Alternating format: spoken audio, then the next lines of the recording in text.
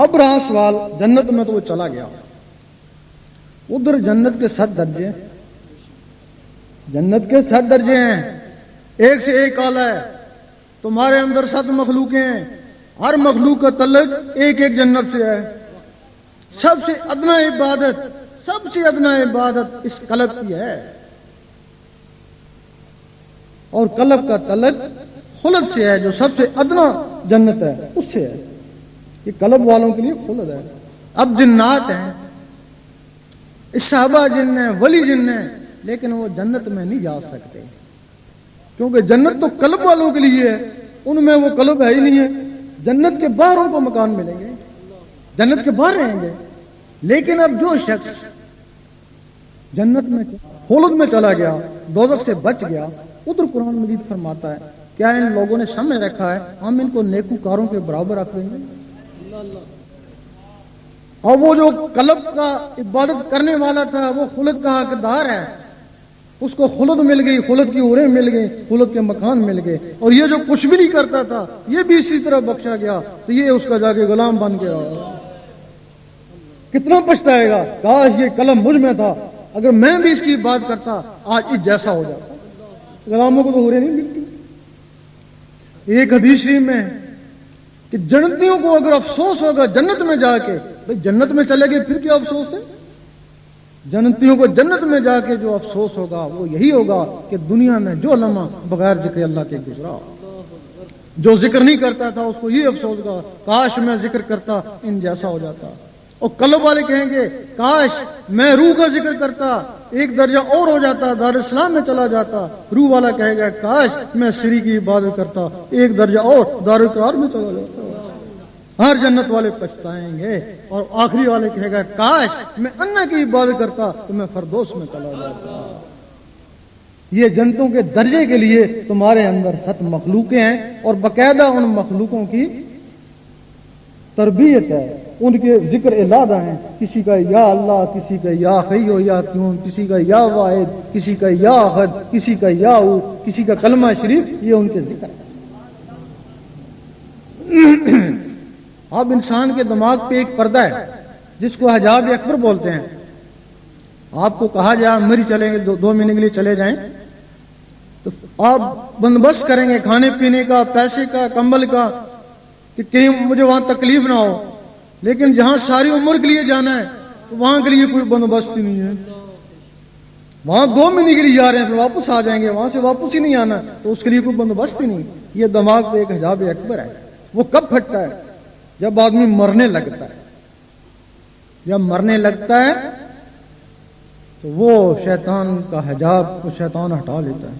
اس وقت وہ آدمی کہتا ہے کاش اب مجھے موقع ملے میں کچھ کر کے دکھاؤں، اب تو موت کا وقت ہے، اب تو کیا کرے گا؟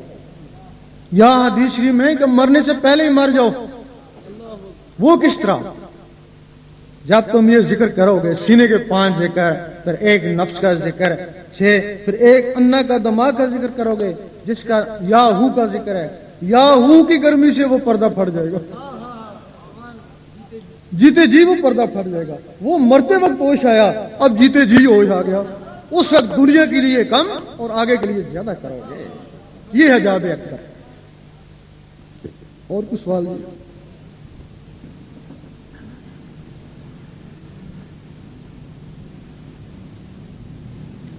حدیث میں آتا ہے کہ جس آدمی نے خانہ کعبہ کی طرف منہ کر کے تھوکا تو اس کے پیچھے نماز نہیں ہوتی۔ یہ بات کہاں تک درست ہے؟ آپ وضاحت فرمائیں۔ یہ جو حدیث کی بات وہیں تھی نا، خانہ کعبہ میں تھی، یہاں تو نہیں تھی۔ یہاں تو نہیں گئی انہوں نے، وہاں گئی تھی نا۔ یہاں تو یہ ہے کہ مسجدیں ہیں، نیچے قرآن مجید پڑھے ہیں، لیکن اوپر پردہ ہے، دوسری منزل ہے، وہاں بھی آپ نماز پڑھ سکتے ہیں۔ یہاں سے خانہ کعبے تک تو پتہ نہیں کتنے پردے۔ جب خانہ کعبے میں اگر کوئی ہو تو وہاں اس کی طرف منہ کر کے تھوکے گا تو واقعی اس کی نماز نہیں آتی۔ اب یہاں تو پتہ بھی نہیں چلتا کسی کو خانہ کعبہ کدھر ہے۔ اب یہاں تو میں پتہ خانہ کعبہ کدھر ہے، یہاں ادھر ہو جائے گا، وہاں ادھر ہو جائے گا، وہاں ادھر ہو جائے گا۔ ہاں جی،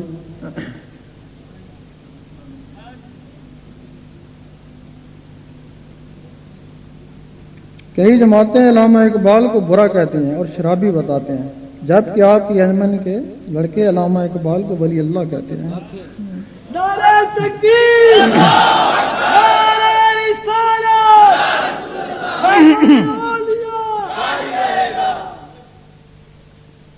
یہ ایک واقعہ ہے، آپ چوتھی کلاس میں پڑھتے تھے، آپ کی والدہ فوت ہو چکی تھی، ان کے والد 2 بھائی تھے،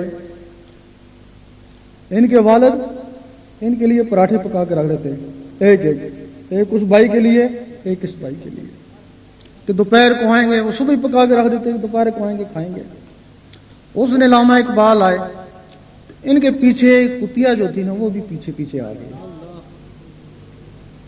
انہوں نے دیکھا تو پہچان گئے کہ اس میں کوئی مجبوری ہے جو میرے پیچھے پیچھے آ رہی ہے۔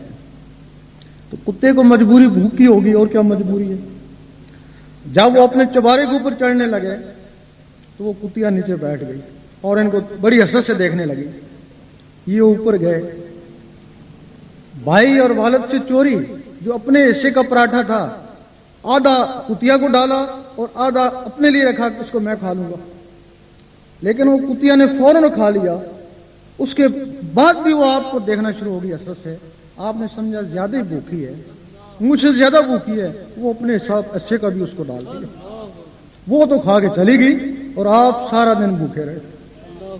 والد کو بھی نہ بتائیں کہ وہ ماریں گے، سارا دن بھوکے رہے۔ پھر رات کو والد کو بشارت ہوئی کہ تمہارے بیٹے نے ایک ایسا کام کیا جس سے ہم بہت خوش ہوئے اور ہم اللہ تعالی اس کو ولی بنوائیں گے۔ یہ باقاعدہ ایک واقعہ ہے، یہ بچپن کا واقعہ ہے۔ پھر جوانی آپ کی جیسے بھی گزری، اس کے بعد پھر ایک اور واقعہ ہے، جو آپ کا خادم تھا، جو آپ کی خدمت کرتا، وہ کافی بوڑھا ہو گیا۔ آپ کے وصال کے بعد اس نے یہ بات بتائی، یہ بات عام ہے۔ اس نے بتائی کہ ایک رات میں نے دیکھا کہ آپ اکیلے ہوتے تھے، لیکن اس وقت دیکھا کہ ایک بزرگ بھی آپ کے پاس آئے ہیں۔ میں حیران ہوا کہ دروازہ تو میں ہی کھولتا ہوں، یہ کدھر سے آ گئے؟ بڑے غور سے دیکھا۔ اب علامہ اقبال فرماتے ہیں کہ جاؤ 2 گلاس لسی کے لے آؤ۔ میں کہتا ہوں اب 1-1.5 کا ٹائم ہے، لسی اس وقت کہاں ملے گی؟ دکانیں بہت دور دور ہیں، شہر سے بہت دور ہیں۔ انہوں نے کہا نہیں، تم لسی لے کے آؤ۔ کہتے ہیں کہ میں جگ لے کے باہر نکلا، اب سوچنے کا لگا کہ لسی کہاں سے ملے گی۔ سامنے گیا تو لائٹ جل رہی تھی، دیکھا تو وہاں ایک لسی کی دکان ہے۔ اب میں سوچنے لگا کہ ہاں روز آتا جاتا ہوں، یہاں دکان ہی نہیں تھی، یہ ایک دم دکان کیسے ہوگی، کوئی گاہک بھی نہیں۔ میں ان کے پاس گیا، لسی تھی، لسی دو۔ میں نے 5 روپے کا نوٹ دیا۔ انہوں نے کہا نہیں، یہ واپس لے جاؤ، ہمارا اقبال سے حساب چلتا ہے۔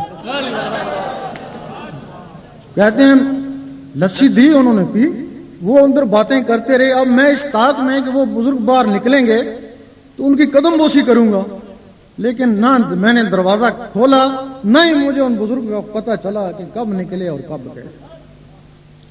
پھر وہ خادم کہتے ہیں کہ کئی دنوں کے بعد ایک دن میں ان کی خدمت کر رہا تھا، ہاتھ کو دبا رہا تھا، تو پھر میں نے پوچھا کہ ایک تجسس ہے، اگر یہ ہم حل کر دیں گے کہ اس دن وہ بزرگ کون